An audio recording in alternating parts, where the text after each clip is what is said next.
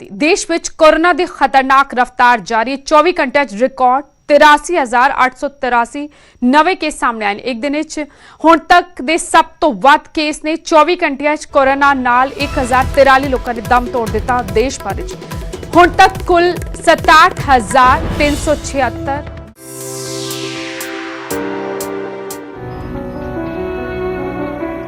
With 2 lakh deaths reported every year due to inadequate water supply, it's undeniable the water crisis is a clear and present threat to India. पेश होगा, जी हां, आज पेश होगा पंजाब का budget और वित्त मंत्री मनप्रीत बादल इस बजट को पेश करेंगे। मनप्रीत बादल के पिटारे से लोगों को बड़ी उम्मीद है। हर वर्ग को लुभाने की इस दौरान कोशिश रहेगी। युवाओं से लेकर किसानों पर पूरे देश दे विच लॉकडाउन है, कई सूबे दे विच कर्फ्यू है ते अजिहे दे विच अगे की होना है कि लॉकडाउन नूं 3 मई नूं खत्म कर दिता जाएगा या लॉकडाउन दा समा वधाया जाएगा। इस दा भविख जिहड़ा है वो अज तय होवेगा। जी हां, अज लॉकडाउन दा भविख तय होवेगा। प्रधानमंत्री नरेंद्र मोदी करनगे मुख मंत्रियों दे नाल मंथन। इस मंथन दे विच पंजाब के मुख मंत्री कैप्टन अमरिंदर सिंह भी शामिल होंगे। दसदे कि वीडियो कॉन्फ्रेंसिंग के जरिए एक बार फिर तो प्रधानमंत्री वख-वख सूबਿਆਂ ਦੇ मुख मंत्रियों के नाल गलबात करनगे। इस दौरान लॉकडाउन को लेकर विचार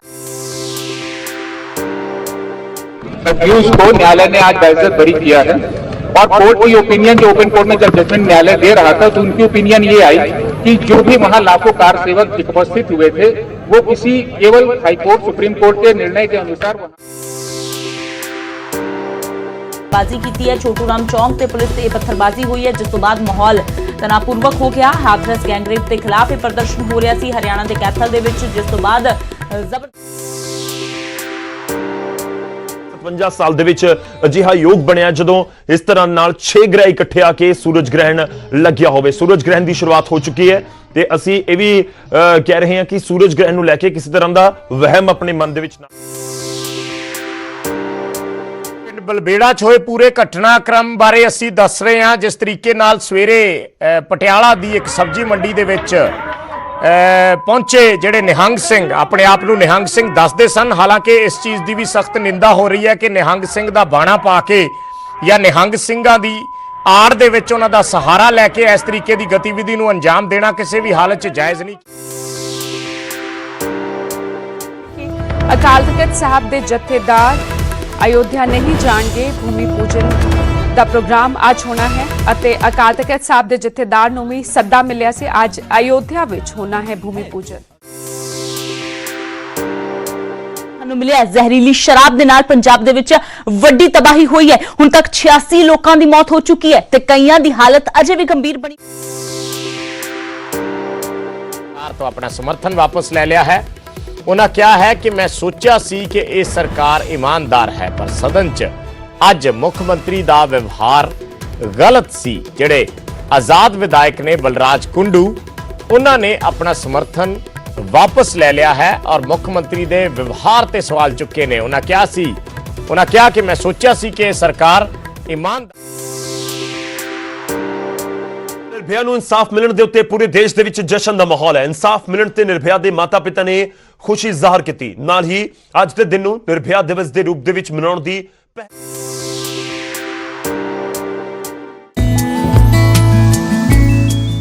जो कर्ज किसान नूं सियोंख दी तरह खत्म कर रहा सी, कैप्टन सरकार ने उसी कर्ज उत्ते सत्ता संभालण तो बाद सब तो वड्डा वार किया। कर्ज माफी दा अजिहा मॉडल तैयार किया कि अज देश दे दूजे हिस्सियां दे विच भी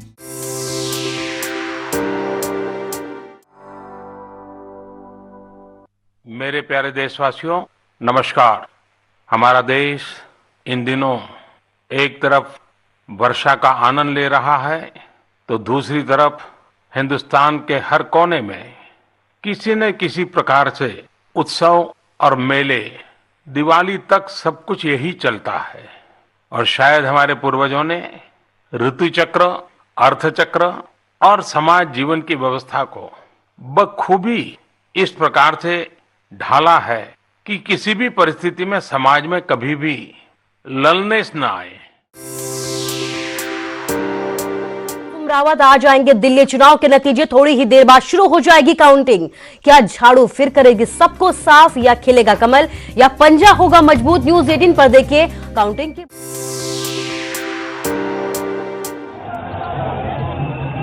दिल्ली वालों, गजब कर दिया आप लोगों ने।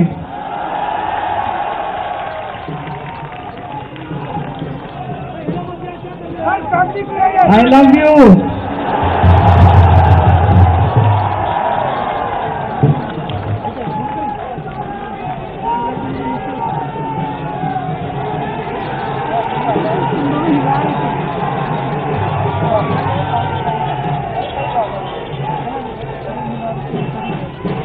दोस्तों, मैं सभी दिल्ली वासियों को तहे दिल से शुक्रिया अदा करना चाहता हूं कि उन्होंने तीसरी बार अपने बेटे पे भरोसा किया। ये जीत मेरी जीत नहीं है, ये सभी दिल्ली वासियों की जीत है। ये दिल्ली के हर उस परिवार की जीत है जिसने मुझे अपना बेटा समझ के, जिन्होंने मुझे अपना बेटा मान के हमें जबरदस्त समर्थन दिया, इतना वोट दिया। ये हर उस परिवार की जीत है जिनको अब दिल्ली में 24 घंटे बिजली मिलने लगी है। ये हर उस परिवार की जीत है जिनके बच्चों को अच्छी शिक्षा मिलने लगी है। ये हर उस परिवार की जीत है जिनके लोगों का दिल्ली में अस्पतालों में अच्छा इलाज होने लगा है। दिल्ली के लोगों ने आज देश में एक नई किस्म की राजनीति को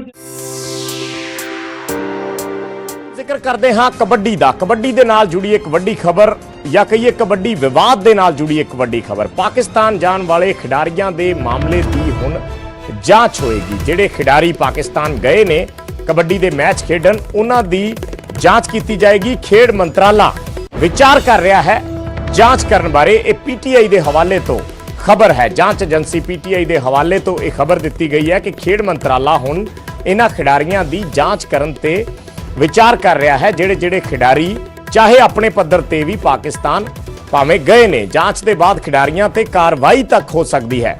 ਪੰਜਾਬ ਕਬੱਡੀ ਐਸੋਸੀਏਸ਼ਨ ਨਾਲ ਜਿਹੜੇ ਇਹ ਸਾਰੇ ਖਿਡਾਰੀ ਜੁੜੇ ਹੋਏ ਨੇ, ਕਰੀਬ 45 ਖਿਡਾਰੀ ਤੇ 12 ਅਧਿਕਾਰੀ ਨੇ ਜੋ ਬਿਊਰਾ ਹੁਣ ਤੱਕ ਨਿਕਲ ਕੇ ਆਇਆ ਜਿਹੜੇ ਪਾਕਿਸਤਾਨ ਗਏ ਨੇ। ਹਾਲਾਂਕਿ ਪੰਜਾਬ ਕਬੱਡੀ ਐਸੋਸੀਏਸ਼ਨ ਇਹ ਤਰਕ ਦਿੰਦੀ ਰਹੀ ਹੈ ਕਿ ਉਹ ਆਪਣੇ ਪੱਧਰ ਤੇ ਗਏ ਨੇ, ਪਰ ਹੁਣ ਇਹਨਾਂ ਤੇ ਸਖਤੀ ਹੋ ਸਕਦੀ ਹੈ। ਇੰਡੀਅਨ ਓਲੰਪਿਕ ਐਸੋਸੀਏਸ਼ਨ ਵੱਲੋਂ ਕੋਈ ਮਨਜ਼ੂਰੀ ਨਹੀਂ ਦਿੱਤੀ ਗਈ ਸੀ। ਖੇਡ ਤੇ ਗ੍ਰਹਿ ਮੰਤਰਾਲੇ ਨੇ ਅਜਿਹੀ ਜਾਣਕਾਰੀ ਹੋਣ ਤੱਕ ਤੋਂ ਇਨਕਾਰ ਕਰ ਦਿੱਤਾ ਦੀ ਮੋਹਾਲੀ ਖਰੜ, ਜਿਹੜੀ ਖਰੜ ਲਾਂਡਰਾ ਰੋਡ ਹੈ, ਉੱਥੇ ਇੱਕ ਇਮਾਰਤ ਡਿੱਗੀ ਹੈ। 3 ਮੰਜ਼ਲਾ ਨਿਰਮਾਣ ਅਧੀਨ ਇਮਾਰਤ ਸੀ। ਉਸ ਇਮਾਰਤ ਦੇ ਨਾਲ ਇੱਕ ਹੋਰ ਇਮਾਰਤ ਬਣਾਉਣ ਦੇ ਲਈ ਬੇਸਮੈਂਟ ਦੀ ਖੁਦਾਈ ਹੋ ਰਹੀ ਸੀ ਔਰ ਉਸ ਖੁਦਾਈ ਦੇ ਵਿੱਚ ਲਾਪਰਵਾਹੀ ਦੇ ਚੱਲਦੇ ਇਹ ਹਾਦਸਾ ਵਾਪਰਿਆ ਜੋ ਮੁੱਢਲੇ ਤੌਰ ਤੇ ਮੰਨਿਆ ਜਾ ਰਿਹਾ ਹੈ। 3 ਮੰਜ਼ਲਾ ਇਮਾਰਤ ਜ਼ਮੀਨ ਦੇ ਵਿੱਚ ਧੱਸ ਗਈ। ਜੋ ਜੀਸੀਬੀ ਚੱਲ ਰਹੀ ਸੀ ਉਸ ਖਾਲੀ ਜਗ੍ਹਾ ਤੇ ਜਿਹੜੀ ਜਿੱਥੇ ਬੇਸਮੈਂਟ ਦੀ ਖੁਦਾਈ ਹੋ ਰਹੀ ਸੀ ਉਸ ਜੀਸੀਬੀ ਦੇ ਉੱਪਰ ਹੀ ਇਹ ਇਮਾਰਤ ਗਿਰ ਗਈ ਔਰ ਜੀਸੀਬੀ ਵਿੱਚੇ ਫਸ ਗਈ। ਹੁਣ ਤੱਕ ਇਹ ਸਮਝਿਆ ਜਾ ਰਿਹਾ ਹੈ ਕਿ ਜੋ ਜੀਸੀਬੀ ਦਾ ਚਾਲਕ ਸੀ ਉਹ ਹਾਲੇ ਵੀ ਉੱਥੇ ਮੌਜੂਦ ਹੈ। ਉਸ ਵੱਲੋਂ ਬਕਾਇਦਾ ਫੋਨ ਕੀਤਾ ਗਿਆ ਬਾਹਰ ਕਿ ਮੈਂ ਜੀਸੀਬੀ ਦੇ ਵਿੱਚ ਫਸਿਆ ਹੋਇਆ ਹਾਂ, ਮੈਨੂੰ ਕੱਢ ਲਿਆ ਜਾਵੇ। ਉਸ ਤੋਂ ਬਾਅਦ ਕੁਝ ਦੇਰ ਬਾਅਦ ਉਸ ਦਾ ਫੋਨ ਬੰਦ ਹੋ ਗਿਆ, ਪਰ ਉਸ ਦੀ ਆਵਾਜ਼ ਜਿਹੜੇ ਲੋਕ ਰਾਹਤ ਬਚਾਵ ਕਾਰਜ ਜੁਟੇ ਨੇ ਉਹਨਾਂ ਨੇ ਜ਼ਰੂਰ ਸੁਣੀ ਹੈ ਔਰ ਇਸੇ ਕਰਕੇ ਬਹੁਤ ਇਹਤਿਆਤ ਵਰਤਿਆ ਜਾ ਰਿਹਾ ਹੈ। ਬਲਬੇ ਨੂੰ ਹਟਾਉਣ ਦਾ ਕੋਸ਼ਿਸ਼ ਹੋ ਰਹੀ ਹੈ ਕਿ ਕਿਸੇ ਤਰੀਕੇ ਇਸ ਸ਼ਖਸ ਨੂੰ ਜ਼ਿੰਦਾ ਬਾਹਰ ਕੱਢਿਆ ਜਾਵੇ ਔਰ ਇਸ ਤੋਂ ਇਲਾਵਾ ਇਹ ਵੀ ਸਮਝਿਆ ਜਾ ਰਿਹਾ ਕਿ 2-3 ਸ਼ਖਸ ਹੋਰ ਨੇ ਜਿਹੜੇ ਇਸ ਮਲਬੇ ਦੇ ਹੇਠਾਂ ਫਸੇ ਹੋਏ ਨੇ, ਕਿਉਂਕਿ ਜਿਹੜੀ ਇਮਾਰਤ ਡਿੱਗੀ ਹੈ ਉਸ ਦੇ ਵਿੱਚ ਵੀ ਕੁਝ 3-4 ਜਾਂ 5 ਲੋਕ ਮੌਜੂਦ ਸਨ, ਜਿਸ ਦੇ ਵਿੱਚੋਂ 1-2 ਬੰਦੇ ਤਾਂ ਤੁਰੰਤ ਭੱਜ ਕੇ ਬਾਹਰ ਆ ਗਏ, ਪਰ 2-3 ਜਣੇ ਮਲਬੇ ਦੇ ਵਿੱਚ ਫਸ ਗਏ। ਉਸ ਤੋਂ ਇਲਾਵਾ ਜੋ ਜੀਸੀਬੀ ਦਾ ਡਰਾਈਵਰ ਸੀ ਜੋ ਦੂਸਰੇ ਪਲਾਟ ਦੀ ਖੁਦਾਈ ਕਰ ਰਿਹਾ ਸੀ ਉਹ ਵੀ ਮਲਬੇ ਦੇ ਹੇਠਾਂ ਫਸ ਗਿਆ। ਉਸ ਨੂੰ ਕੱਢਣ ਦੀਆਂ ਕੋਸ਼ਿਸ਼ਾਂ ਹੋ ਰਹੀਆਂ ਨੇ। ਤਸਵੀਰਾਂ ਅਸੀਂ ਸਿੱਧੀਆਂ ਲਾਈਵ ਤਸਵੀਰਾਂ ਉੱਥੋਂ ਦਿਖਾ ਰਹੇ ਹਾਂ। ਲਗਾਤਾਰ ਕਿਸ ਤਰੀਕੇ ਨਾਲ ਜਿਹੜੇ ਸਥਾਨਕ ਵਾਸੀ ਨੇ, ਲੋਕ ਨੇ ਉੱਥੋਂ ਲੰਘ ਰਹੇ ਸੀ, ਉਹ ਵੀ ਇਸ ਮਲਬੇ ਹਟਾਉਣ ਦੇ ਕੰਮ ਦੇ ਵਿੱਚ ਹੱਥ ਵਟਾ ਰਹੇ ਨੇ ਔਰ ਬਹੁਤ ਇਹਤਿਆਤ ਵਰਤਿਆ ਜਾ ਰਿਹਾ ਤਾਂ ਕਿ ਦੁਬਾਰਾ ਕੋਈ ਐਸਾ ਹਿੱਸਾ ਨਾ ਖਿਸਕੇ। ਜੇ ਅਗਰ ਬਚਾਵ ਕਾਰਜ ਜਾਂ ਮਲਬਾ ਹਟਾਉਣ ਦੇ ਵਿੱਚ ਕੋਈ ਕੋਤਾਹੀ ਹੋਵੇ ਤਾਂ ਉਹਨਾਂ ਜ਼ਿੰਦਗੀਆਂ ਨੂੰ ਖਤਰਾ ਹੋ ਸਕਦਾ ਹੈ ਜਿਹੜੀਆਂ ਉਸ ਦੇ ਵਿੱਚ ਫਸੀਆਂ ਹੋਈਆਂ ਨੇ, ਜਿਨ੍ਹਾਂ ਦੇ ਜ਼ਿੰਦਾ ਹੋਣ ਦੀ ਉਮੀਦ ਬਾਕੀ ਹੈ, ਲਗਾਤਾਰ ਬਣੀ ਹੋਈ ਹੈ।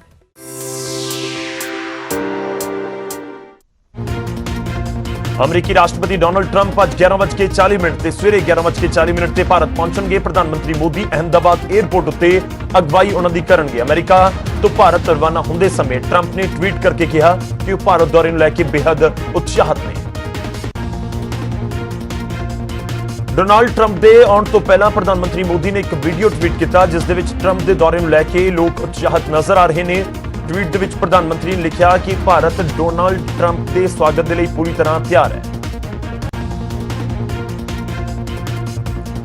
ਡੋਨਾਲਡ ਟਰੰਪ ਦੇ ਨਾਲ ਉਹਨਾਂ ਦੀ ਪਤਨੀ ਮਿਲਾਨੀਆ, ਬੇਟੀ ਇਵਾਂਕਾ ਤੇ ਜਵਾਈ ਜੈਰੇਡ ਕੁਸ਼ਨਰ ਵੀ ਹੋਣਗੇ। ਅਮਰੀਕੀ ਰਾਸ਼ਟਰਪਤੀ ਦੇ ਨਾਲ ਇੱਕ ਵਫਦ ਵੀ ਹੋਵੇਗਾ। ਟਰੰਪ ਤੇ ਪ੍ਰਧਾਨ ਮੰਤਰੀ ਮੋਦੀ 에ਅਰਪੋਰਟ ਤੋਂ ਮੋਟੇਰਾ ਸਟੇਡੀਅਮ ਤੱਕ ਰੋਡ ਸ਼ੋਅ ਕਰਨਗੇ। 22 ਕਿਲੋਮੀਟਰ ਤੱਕ ਰੋਡ ਸ਼ੋਅ ਨੂੰ ਇੰਡੀਆ ਰੋਡ ਸ਼ੋਅ ਦਾ ਨਾਮ ਦਿੱਤਾ ਗਿਆ ਹੈ। ਮੋਟੇਰਾ ਕ੍ਰਿਕਟ ਸਟੇਡੀਅਮ ਦੁਨੀਆ ਦਾ ਸਭ ਤੋਂ ਵੱਡਾ ਸਟੇਡੀਅਮ ਹੈ ਜਿੱਥੇ ਪ੍ਰਧਾਨ ਮੰਤਰੀ ਟਰੰਪ ਤੇ ਮੋਦੀ 1 ਲੱਖ ਤੋਂ ਜ਼ਿਆਦਾ ਲੋਕਾਂ ਨੂੰ ਸੰਬੋਧਿਤ ਕਰਨਗੇ। ਉਧਰ ਰੋਡ ਸ਼ੋਅ ਦੌਰਾਨ ਡੋਨਾਲਡ ਟਰੰਪ ਦੇ ਪ੍ਰਧਾਨ ਮੰਤਰੀ ਮੋਦੀ ਸਾਬਰਮਤੀ ਆਸ਼ਰਮ ਵੀ ਜਾਣਗੇ। ਰੋਡ ਸ਼ੋਅ ਤੋਂ ਬਾਅਦ ਪ੍ਰਧਾਨ ਮੰਤਰੀ ਮੋਦੀ ਤੇ ਟਰੰਪ ਨਮਸਤੇ ਟਰੰਪ ਸਮਾਗਮ ਦੇ ਲਈ ਮੋਟੇਰਾ ਸਟੇਡੀਅਮ ਪਹੁੰਚਣਗੇ। ਅਹਿਮਦਾਬਾਦ ਦੇ ਵਿੱਚ ਰੋਡ ਸ਼ੋਅ ਤੇ ਮੋਟੇਰਾ ਸਟੇਡੀਅਮ ਦੌਰੇ ਤੋਂ ਬਾਅਦ ਟਰੰਪ ਆਪਣੇ ਪਰਿਵਾਰ ਸਣੇ ਤਾਜ ਮਹਿਲ ਵੇਖਣ ਆਗਰਾ ਦੇ ਲਈ ਰਵਾਨਾ ਹੋਣਗੇ ਤੇ ਫਿਰ ਦਿੱਲੀ ਮੁੜ ਆਉਣਗੇ। ਕੱਲ ਟਰੰਪ ਤੇ ਉਹਨਾਂ ਦੀ ਪਤਨੀ ਦਾ ਰਾਸ਼ਟਰਪਤੀ ਭਵਨ ਦੇ ਵਿੱਚ ਅਧਿਕਾਰਿਕ ਸਵਾਗਤ ਕੀਤਾ ਜਾਵੇਗਾ ਜਿਸ ਤੋਂ ਬਾਅਦ ਮਹਾਤਮਾ ਗਾਂਧੀ ਨੂੰ ਸ਼ਰਧਾਂਜਲੀ ਦੇਣ ਦੇ ਲਈ ਉਹ ਰਾਜਘਾਟ ਜਾਣਗੇ।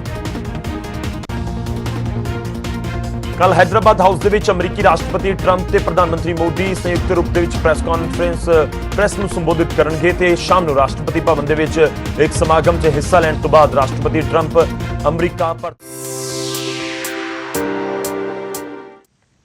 ਤਾਂ ਦੇਸ਼ ਭਰ ਦੇ ਵਿੱਚ ਵਿਰੋਧ ਪ੍ਰਦਰਸ਼ਨਾਂ ਹਿੰਸਾ ਦੇ ਵਿਚਾਲੇ ਲਾਗੂ ਹੋ ਗਿਆ ਹੈ ਸਿਟੀਜ਼ਨਸ਼ਿਪ ਅਮੈਂਡਮੈਂਟ ਐਕਟ। ਜੀ ਹਾਂ, ਦੇਸ਼ ਭਰ ਦੇ ਵਿੱਚ ਲਾਗੂ ਹੋ ਗਿਆ ਨਾਗਰਿਕਤਾ ਸੋਧ। ਬੁਲੇਟਿਨ ਦੇ ਵਿੱਚ ਗੱਲ ਅੱਜ ਆਮ ਬਜਟ ਦੀ, ਕਾਫੀ ਅਹਿਮ ਦਿਨ ਹੈ। ਆਮ ਬਜਟ ਪੇਸ਼ ਹੋਣ ਜਾ ਰਿਹਾ ਹੈ ਕੇਂਦਰ ਸਰਕਾਰ ਦਾ। ਬਹੁਤ ਸਾਰੇ ਵਰਗ ਨੇ ਜਿਨ੍ਹਾਂ ਨੂੰ ਉਮੀਦਾਂ ਹੁੰਦੀਆਂ ਨੇ। ਮੋਦੀ ਸਰਕਾਰ ਪਾਰਟ 2 ਦੂਸਰੀ ਵਾਰ ਜਦੋਂ ਸੱਤਾ ਦੇ ਵਿੱਚ ਆਈ ਹੈ ਤਾਂ ਅੱਜ ਦੂਜਾ ਬਜਟ ਪੇਸ਼ ਕਰ ਰਹੇ ਨੇ ਕੇਂਦਰੀ ਵਿੱਤ ਮੰਤਰੀ ਨਿਰਮਲਾ ਸੀਤਾਰਮਨ। ਦੇਸ਼ ਦੀ ਜਨਤਾ ਨੂੰ ਕਾਫੀ ਉਮੀਦਾਂ ਨੇ ਇਸ ਬਜਟ ਤੋਂ। ਟੈਕਸ ਸਲੈਬ ਦੇ ਵਿੱਚ ਛੋਟ ਮਿਲ ਸਕਦੀ ਹੈ। ਅਗਰ ਮਿਡਲ ਕਲਾਸ ਦੀ ਗੱਲ ਕਰੀਏ, ਜਿਹੜੇ ਸੈਲਰੀ ਬੇਸਡ ਲੋਕ ਨੇ, ਕਰਮਚਾਰੀ ਨੇ, ਉਹਨਾਂ ਨੂੰ ਸਭ ਤੋਂ ਵੱਡੀ ਆਸ ਜਾਂ ਕਹੀਏ ਕਿ ਉਹਨਾਂ ਦੇ ਲਈ ਅਗਰ ਇੱਕ ਲਾਈਨ ਦਾ ਬਜਟ ਹੁੰਦਾ ਤਾਂ ਸਿਰਫ ਇਹੀ ਹੁੰਦਾ ਕਿ ਟੈਕਸ ਸਲੈਬ ਦੇ ਵਿੱਚ ਕਿੰਨੀ ਛੂਟ ਸਰਕਾਰ ਅੱਜ ਉਹਨਾਂ ਨੂੰ ਦੇਵੇਗੀ। ਇਸ ਤੋਂ ਬਾਅਦ ਗੱਲ ਕਿਸਾਨਾਂ ਦੀ। ਕਿਸਾਨਾਂ ਨੂੰ ਸਭ ਤੋਂ ਵੱਡੀ ਜਿਹੜੀ ਉਮੀਦ ਹੁੰਦੀ ਹੈ ਕਿ ਕੀ ਉਹਨਾਂ ਦੇ ਕਰਜ਼ ਮੁਆਫੀ ਨੂੰ ਲੈ ਕੇ ਸਰਕਾਰ ਕੋਈ ਵੱਡਾ ਐਲਾਨ ਕਰੇਗੀ, ਕੀ ਉਹਨਾਂ ਦੇ ਲਈ ਕੋਈ ਸਬਸਿਡੀ ਐਲਾਨੀ ਜਾਏਗੀ, ਕੀ ਉਹਨਾਂ ਨੂੰ ਕੁਝ ਹੋਰ ਸਕੀਮਾਂ ਜਿਹੜੀਆਂ ਨੇ ਖੇਤੀ ਸੈਕਟਰ ਦੇ ਵਿੱਚ ਇਜਾਦ ਕੀਤੀਆਂ ਜਾਣਗੀਆਂ। ਸੋ ਇਸ ਸਭ ਤੇ ਨਜ਼ਰ ਰਹਿੰਦੀ ਹੈ। ਸਿੱਖਿਆ ਤੇ ਸਿਹਤ ਦੋ ਅਹਿਮ ਖੇਤਰ ਨੇ ਜਿਨ੍ਹਾਂ ਦੇ ਵਿੱਚ ਵੱਡੇ ਐਲਾਨ ਕੀਤੇ ਜਾਂਦੇ ਨੇ ਪਰ ਅਮਲੀ ਰੂਪ ਦੇ ਵਿੱਚ ਸਰਕਾਰਾਂ ਉਸ ਨੂੰ ਉਸ ਹਾਲਤ 'ਚ ਲਾਗੂ ਨਹੀਂ ਕਰ ਪਾਈਆਂ ਕਿ ਅਸੀਂ ਕਹਿ ਸਕੀਏ ਕਿ ਦੇਸ਼ ਦਾ ਸਿੱਖਿਆ ਤੇ ਸਿਹਤ ਜਿਹੜਾ ਮਹਿਕਮਾ ਹੈ ਜਾਂ ਦੇਸ਼ ਦੀ ਸਿੱਖਿਆ ਤੇ ਸਿਹਤ ਪ੍ਰਣਾਲੀ ਹੈ ਉਹ ਦਰੁਸਤ ਹੋ ਚੁੱਕੀ ਹੈ। ਉਸ ਦੇ ਵਿੱਚ ਬਹੁਤ ਸਾਰੀਆਂ ਖਾਮੀਆਂ ਨੇ ਔਰ ਆਏ ਵਾਰੀ ਬਜਟ ਤੋਂ ਪਹਿਲਾਂ ਅਸੀਂ ਇਸ ਦਾ ਜ਼ਿਕਰ ਜ਼ਰੂਰ ਕਰਦੇ ਹਾਂ ਕਿ ਸਰਕਾਰ ਨੂੰ ਇਸ ਖੇਤਰ ਦੇ ਵਿੱਚ ਘੱਟੋ ਘੱਟ ਜਿਹੜੇ ਦੋ ਖੇਤਰ ਨੇ ਇਹਨਾਂ ਦੇ ਵਿੱਚ ਕਿਹੜੇ-ਕਿਹੜੇ ਸੁਧਾਰਾਂ ਦੀ ਜ਼ਰੂਰਤ ਹੈ, ਕਿੰਨਾ ਪੈਸਾ ਖਰਚ ਕੀਤਾ ਜਾਣਾ ਹੈ, ਜਿਹੜਾ ਖਰਚ ਕੀਤਾ ਵੀ ਜਾਂਦਾ ਹੈ ਕੀ ਉਹ ਸਹੀ ਜਗ੍ਹਾ ਲੱਗਦਾ ਹੈ ਕਿ ਨਹੀਂ ਲੱਗਦਾ, ਲੋਕਾਂ ਨੂੰ ਉਸ ਬਾਬਤ ਸਹੀ ਸਹੂਲਤਾਂ ਪਹੁੰਚਦੀਆਂ ਨੇ ਜਾਂ ਨਹੀਂ ਪਹੁੰਚਦੀਆਂ। ਇਹ ਵੀ ਸਰਕਾਰਾਂ ਦੇ ਸਾਹਮਣੇ ਵੱਡੀਆਂ ਚੁਣੌਤੀਆਂ ਹੁੰਦੀਆਂ ਨੇ ਔਰ ਇਹਨਾਂ ਚੀਜ਼ਾਂ ਤੇ ਖਾਸ ਫੋਕਸ ਅੱਜ ਦੇ ਬਜਟ ਦੇ ਵਿੱਚ ਰਹਿ ਸਕਦਾ।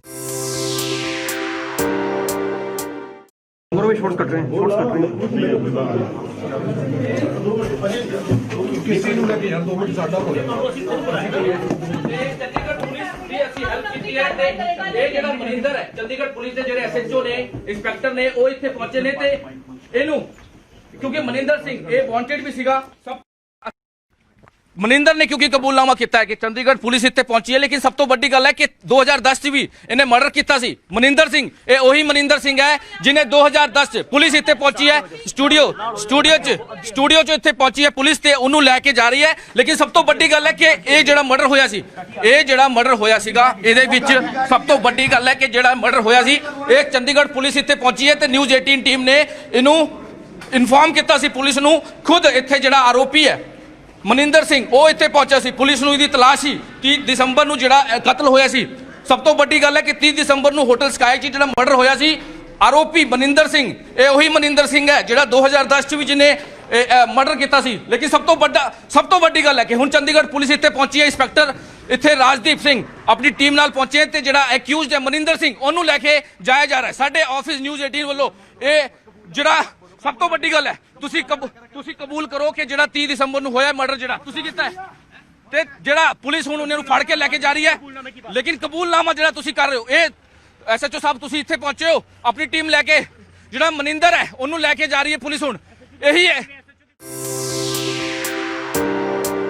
ਦੇ ਨਾਲ ਬਲਵੰਤ ਸਿੰਘ ਰਾਜੋਆਣਾ ਦੀ ਫਾਂਸੀ ਦੀ ਸਜ਼ਾ ਉਮਰ ਕੈਦ ਦੇ ਵਿੱਚ ਤਬਦੀਲ ਹੋ ਗਈ ਹੈ। ਜੀ ਹਾਂ, ਬੇਅੰਤ ਸਿੰਘ ਕਤਲकांड ਮਾਮਲੇ ਵਿੱਚ ਸਜ਼ਾ ਜ਼ਾਬਤਾ ਰਾਜੋਆਣਾ ਦੀ ਜਿਹੜੀ ਫਾਂਸੀ ਦੀ ਸਜ਼ਾ ਸੀ ਉਸ ਨੂੰ ਉਮਰ ਕੈਦ ਦੇ ਵਿੱਚ ਬਦਲ ਦਿੱਤਾ ਗਿਆ ਕੇਂਦਰ ਸਰਕਾਰ ਦੇ ਵੱਲੋਂ ਕਿਉਂਕਿ ਕੇਂਦਰ ਸਰਕਾਰ ਨੇ 550ਵੇਂ ਪ੍ਰਕਾਸ਼ ਪੁਰਬ ਦੇ ਮੱਦੇਨਜ਼ਰ ਇਹ ਫੈਸਲਾ ਲਿਆ ਤੇ 8 ਹੋਰ ਸਿੱਖ ਕੈਦੀਆਂ ਨੂੰ ਜੇਲ੍ਹ ਦੇ ਵਿੱਚੋਂ ਸਮੇਂ ਤੋਂ ਪਹਿਲਾਂ ਰਿਹਾ ਕਰਨ ਦਾ ਫੈਸਲਾ ਲਿਆ ਗਿਆ।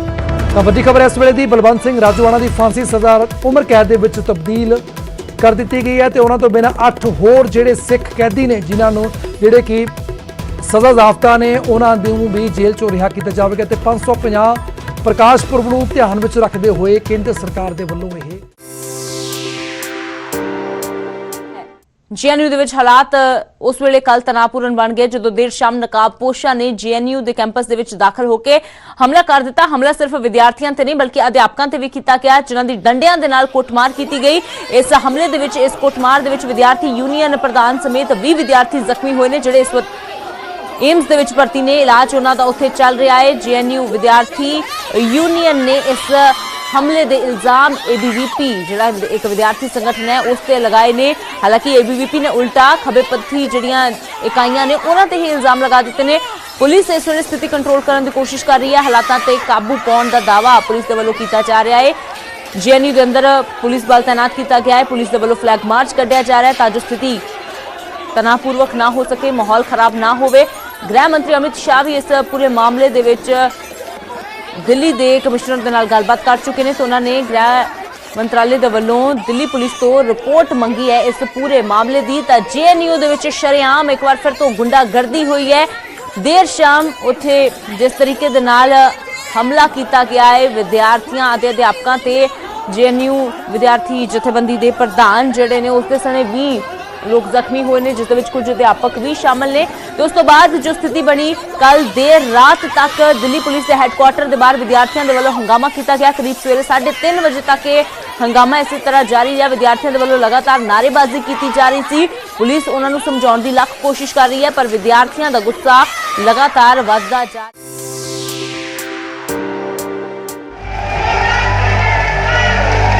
परिवर्तन कार्यकर्ता सम्मेलन में कुछ ऐसे इशारे भी मिले जो ये कहने को मजबूर करते कि आने वाले वक्त में हुड्डा कुछ बड़े फैसले भी ले सकते हैं।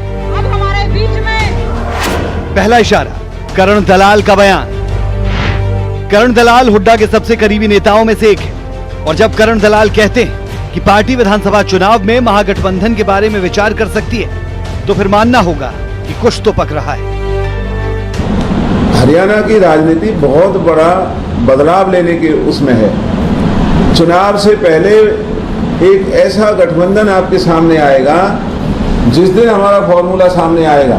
अभी ये बताना जरूरी नहीं है कि फॉर्मूले में कौन कौन है।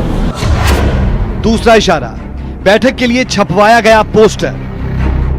जो पोस्टर परिवर्तन कार्यकर्ता सम्मेलन से पहले छपवाया गया उसमें कांग्रेस आलाकमान का जिक्र नहीं दिखा। हाँ, कांग्रेस का हाथ जरूर दिखा लेकिन एक कोने में बेहद छोटा सा। ऐसे में से आलाकमान से हुड्डा की नाराजगी ना कहें तो और क्या कहें।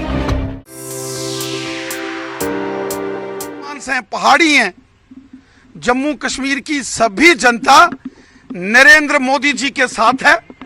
जम्मू कश्मीर के नेताओं ने वहीं लद्दाख से लोकसभा सांसद जमयांग सेरिंग नामग्याल ने सरकार के इस फैसले का स्वागत किया। उन्होंने कहा कि लोग फ्री लद्दाख फ्रॉम कश्मीर चाहते थे, जो सपना आज साकार हो गया। उन्होंने इसे जम्मू कश्मीर पर राज करने वाली पारिवारिक पार्टियों से मुक्ति भी करार दिया। अभी जो माननीय गृह मंत्री जी ने अब राज्यसभा में जो बिल प्रस्ताव किया, मैं पूरे लद्दाख वासियों की ओर से वेलकम करता हूं, क्योंकि लद्दाख चाहते थे कि एक यूनियन टेरिटोरी बने, फ्री लद्दाख फ्रॉम कश्मीर हो। कश्मीर के जो डोमिनेंसी से, कश्मीर के जो डिस्क्रिमिनेसी से लद्दाख को मुक्त मिले, वो आज होने जा रहा है। हम इस बिल का वेलकम करते हैं। असेंबली नहीं होगी सर। तरनतारन च मौत दी ट्राली, नगर कीर्तन च होया जबरदस्त धमाका, 2 नौजवानों की हुई मौत।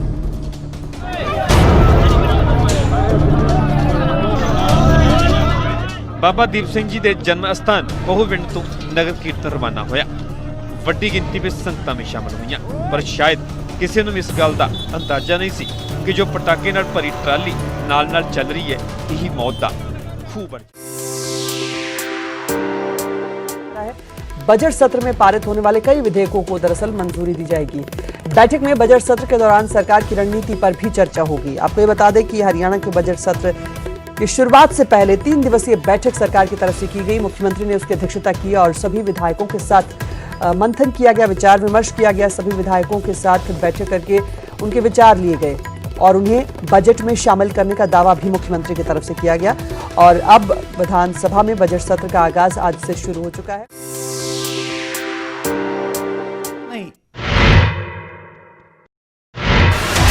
भारत का चीन पर डिजिटल स्ट्राइक पार्ट 2।